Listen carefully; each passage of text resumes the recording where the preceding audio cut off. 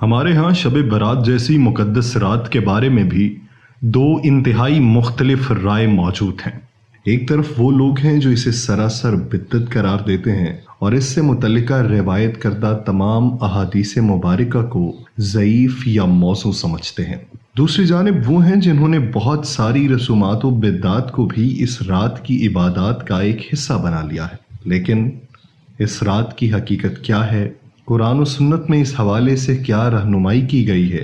یہ جاننے کے لیے اس ویڈیو کو آخر تک دیکھیے اور اس طرح کی معلوماتی ویڈیوز کے لیے ہمارے چینل کو سبسکرائب بھی کیجیے۔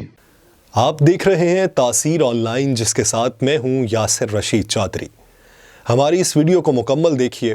اگر پسند آئے تو ہمارے چینل کو سبسکرائب کیجیے اور بیل آئیکن کو دبائیے تاکہ آپ کو لمحہ بلمحہ ایسی معلوماتی ویڈیوز پہنچتی رہیں۔ بصورت دیگر ہمیں اپنی رائے سے آگاہ کیجیے۔ سوچنے کی بات یہ ہے کہ شب برات آخر ہے کیا؟ اس کا مقصد کیا ہے اور اسے شب برات کیوں کہتے ہیں؟ اگر ان الفاظ کے ماخذ تلاش کریں تو اس کو عربی زبان میں لیلۃ البرہ کہتے ہیں۔ برہ کے معنی ہے نجات اور شب برات کے معنی ہے گناہوں سے نجات کی رات۔ گناہوں سے نجات توبہ سے ہوتی ہے۔ یہ رات مسلمانوں کے لیے آہو گریہ و زاری کی رات ہے، رب کریم سے تجدید عہد کی رات ہے، شیطانی خواہشات اور نفس کے خلاف جہاد کی رات ہے۔ یہ رات اللہ کے حضور اپنے گناہوں سے زیادہ استغفار اور توبہ کی رات ہے۔ اسی رات نیک اعمال کرنے کا عہد اور برائیوں سے دور رہنے کا عہد دل پر موجود گناہوں سے زنگ کو ختم کر دینے کا موجب بن سکتا ہے۔ شب برات اسلامی کیلنڈر کے 8ویں مہینے یعنی شعبان المعظم کی 15ویں رات کو منائی جاتی ہے۔ مسلمان اس رات میں نوافل ادا کرتے ہیں، قبرستان کی زیارت کرتے ہیں اور اللہ تعالیٰ سے اور ایک دوسرے سے معافی مانگتے ہیں۔ اس لیے اس رات کو مغفرت اور رحمت کی رات کہا جاتا ہے۔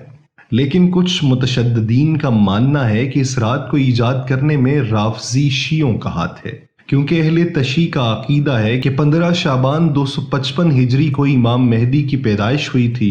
وہ اس رات میں صحابہ کرام رضوان اللہ اجمعین اور تمام مسلمانوں سے بیزاری کا اظہار کرتے ہیں اور امام مہدی کے جلد آنے کی دعائیں کرتے ہیں اور خوشی مناتے ہیں۔ امام ابن ماجہ اور امام بہقی نے شعب الایمان میں حضرت علی رضی اللہ عنہ سے روایت کی ہے کہ رسول اللہ صلی اللہ علیہ وآلہ وسلم نے فرمایا، جب نصف شعبان کی رات آئے تو رات کو قیام کرو اور اس کی صبح کا روزہ رکھو، کیونکہ اس رات کو اللہ تعالیٰ کی رحمت غروب آفتاب سے لے کر آسمان دنیا پر آ کر پکارتی ہے کوئی بخشش مانگنے والا، میں اس کو بخش دوں، ہے کوئی رزق کا طالب، میں اس کو رزق دوں، ہے کوئی بیمار جو شفا طلب کرے، میں اس کو شفا دوں، یہاں تک کہ فجر طلوع ہو جاتی ہے۔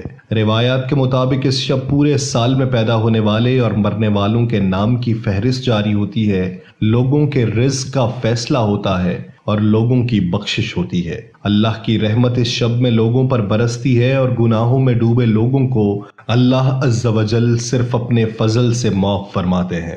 مگر افسوس چند بد نصیب ایسے بھی ہیں کہ اس فضیلت اور رحمتوں بھری رات میں بھی اللہ سبحانہ و تعالیٰ ان کی طرف نظر رحمت نہیں فرماتے۔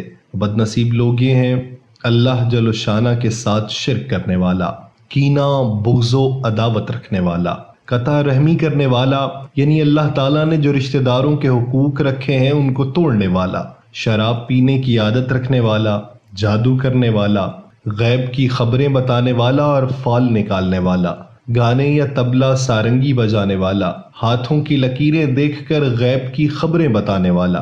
احادیث مبارکہ سے عیاں ہوتا ہے کہ شب برات بھٹکے ہوئوں اور سرکش لوگوں کے لیے ایک دستک ہے، جو آخرت کی زندگی کو بھول کر دنیاوی زندگی کے گورکھ دھندوں میں بری طرح پھنسے ہوئے ہیں۔ یہ رات ان کے لیے اپنے رب کی طرف بلاوا اور اسے منانے کی رات ہے۔ جب کوئی شخص اس رات کو اللہ اور اس کے رسول صلی اللہ علیہ وآلہ وسلم کی یاد میں بسر کرتا ہے، تسبیح و تہلیل کرتا ہے، درود و سلام پیش کرتا ہے، گناہوں سے معمور دامن ذکر الہی سے صاف کرتا ہے، تو یہ رات اس کے لیے بہت سے انعام و اکرام لاتی ہے۔ تقدیریں بدل جاتی ہیں، زندگی کے حالات بدل جاتے ہیں، لیکن یہ سب کچھ اس ایک عظیم رات کو اس میں کار فرما روح کے مطابق گزارنے کے بدولت ہی ممکن ہے۔